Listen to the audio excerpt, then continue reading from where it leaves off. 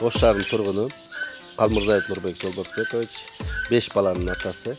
Эми мен деле өзүм баягы сүрөттөрүмү көрүп алып, негизи баягы кичине ыңгайсыз абалда болдум да. Эми жок, ошону баардыгы эле ошону ойлоп атат да. Эми кийим кийип алса болмок экен. Анан ушу президенттин жанында ушинтип. Эми ал жерде тең туштарым менен түшкөндөй эле баардыгы эле мындай президент менен чызгап түшүштү да. Эми президент келерин билгенде мен ал жерде костюмчум галстучна турмакмын да.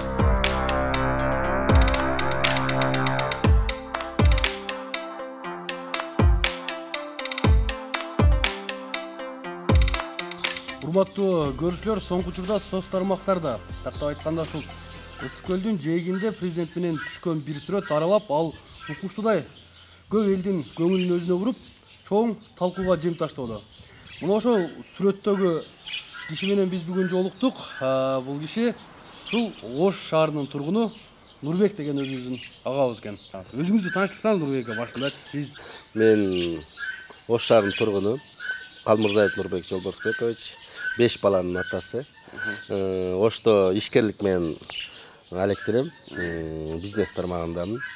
Ушул эч кандай саясатта жокмун, кызматта иштебейм. Ушул Ош шаарында иштеп эле ишкерлик менен күн өткөрөбүз. Ош шаарында демек ишкерлик менен алектенесиз. Ишкерлик менен алектенебиз. Биз үй бүлөм менен бала чакамды алып алып 10 күнгө Ысык көлгө эс алууга бардык эле. Аны эс алып атканбыз. Ошол болгон окуя күнү 19-июл күнү, как раз арапа күнү эле.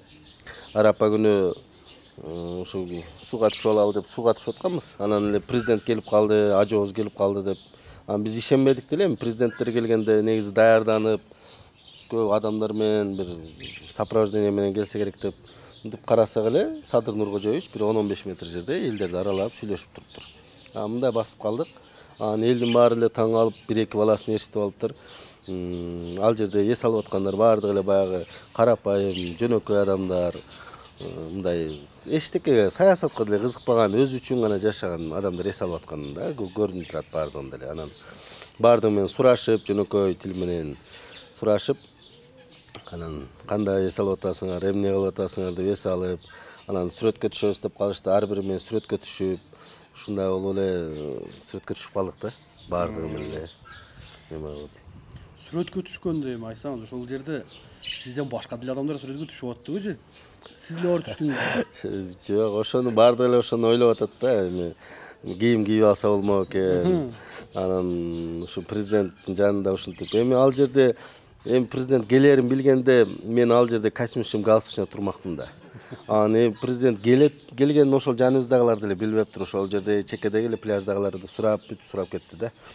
Анан ал жерде иштеген эле бир 6-7 адам гана кийимчен жүрбөсө, калганы баардык пляждагы кийимдери менен эле шортачан, купальникчен баардык ошондой эле жөнөкөй эле баягы эс алып эле отурушат, андай немеси жок.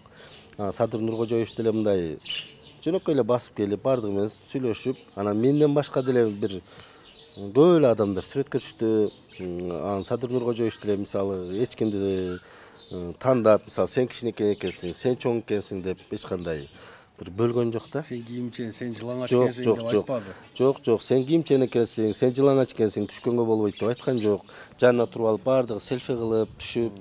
Анан дагы бир Садыр Нуркожоевичтин бир жагын айтып коеюн. Мен жанына туруп суудан чыктым эле. Телефон менен селфи кылсам, колум суу болуп калыптыр. Анан сүрөткө түшсөм басылбай койду да, суу кол менен басылбай койду эле. Анан Садыр Нуркожоевич жанында баласын тартып койчу деп ошого да көңүлү буруп, анан ар бирибиз менен мындай түшкөнүнө биз аябай ыраазы болдук да, Садыр Нуркожоевичкачы. Аябай ар бирибиздин көңүлүбүздү карап түшүп, басып. Эми ал жерде мисалы сиздер сүрөткө түшкөндө сизден башка адамдар деле түштү да турабы? Көп, аябай. Башка деле жылаңач адамдар бар эле. Баардыгы. Ал жерде бир канча бир 40-50 адам жүргөн болсо, бир 6-7 эле адам кийимчен да ошол жерде турган. Жылаңач адамдар сизден башка баардыгы эле түшүп. Не себептен антип сиз именно жалгыз сиз түшкөн сүрөт коомчулукка тарап, мүмкүн аябай хит болуп атат. Мен ошого түшүнбөй калдым. Мен ошол жерде сүрөткө түшүп атканбыз. Анан эле бир кичине убакыт өткөндөн кийин эле дос балдарым, тааныштарым сүрөт жөнөтүп калды. Сен ушундай түшүп атыпсың, уже сен сүрөттөрүң таркап атат деп. Анан өзүм деле түшүнбөй калдым, эмнеге эле менин сүрөтүм сразу таркап кетти, кандай болду? Же мен таркатып иштеби түшүнбөй калдым да. Ким тартты эле ал сүрөттү негизи? Сиз өзүңүз билбейсизби? Жок, мен эмеде тарткылган, бирок эми ким таркатып ийгенин мен түшүнбөй калдым да, кандай болду. Ошол телефонго тарткан сүрөт сиз жакындарыңызга жибердиңиз беле же кандай болуп тарап кеткен өзүңүз түшүнбөй Өзүм деле түшүнбөй калдым, ал кандай болуп калды, эмне болуп калды ал жерде. Биз аны Садыр Нуркожоевич менен сүрөткө түшкөнүбүзгө сүйүнүп эле неметип жүргөнбүз, ал тууралуу көңүл деле бурган эмесмин. Анан кийин кичине убакыт өткөндөн кийин эле таркап кеткенин анан билип калдык да, кандай болгонун. Адамдардын ушунчалык баягы көңүл бурганына кандай таасир этти сизгечи? Мына сүрөтпү? Эми мен деле өзүм баягы сүрөттөрүмү көрүп алып, негизи баягы кичине ыңгайсыз абалда болдум да. Эми ушундай кийимчен түшпөпмүн эми деп. Ал маалда чын айтсам такыр андай ой болгон жок да.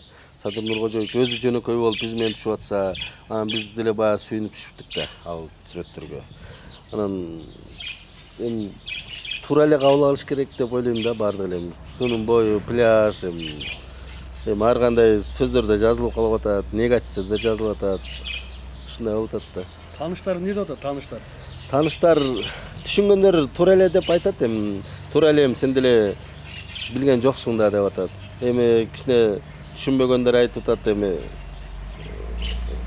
жок дегенде чуркап барып футболканы кийип келе койбой белең, мындай үстүңө бир көйнөк кийип албай белең дейт. Эми биз ал футболканы кийип келчи, анын аркы алысыраак эле да. Аны биз барып келиште эле ойдо жок ал жерде. Кандай бир оюбуз такыр болуп атпыр да, жасалмалык ой такыр болбоду да ал жерде. Жөнөкөй эле баягы дос, тең туштарым менен түшкөндөй эле баардык эле мындай президент менен жыргап жүрүштү да. Сизге ар түрдүү кийимдерди кийгизип коюп атпайбы? Ошолорду көрүп кандай бир реакция кылдыңыз сиз?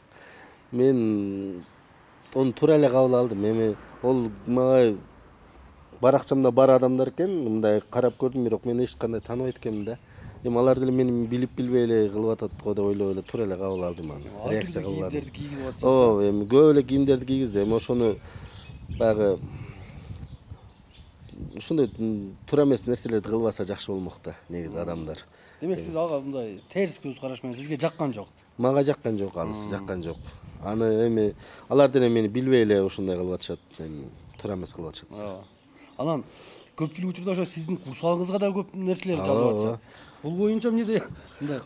Курсагыңыз чоң байке экенсиз, анан мен курсагы чоңдорду жакшы көрөм деп калып, эми окуп атам да комментарийлерди көбүн окудум эми. Мен аларга деле мынтип карап эле көңүл эми туура эле кабыл алдым, баардыгын туура эле кабыл алдым. Эми көпчүлүктө көп пикир чыгат да. Эл айта берет. Мен тааныгандар болсо туура эмес айтып атасыңар, бул жигит менен мындай мамиле кылсаңар деп башкача пикир калтырып атат, а тааныбагандар эми башкача пикир калтырып атат.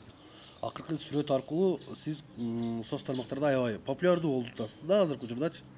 Өзүңүз соц тармактарга киресизби? Мен соц тармакка Facebook тармактарына бар, баракчаларым бар.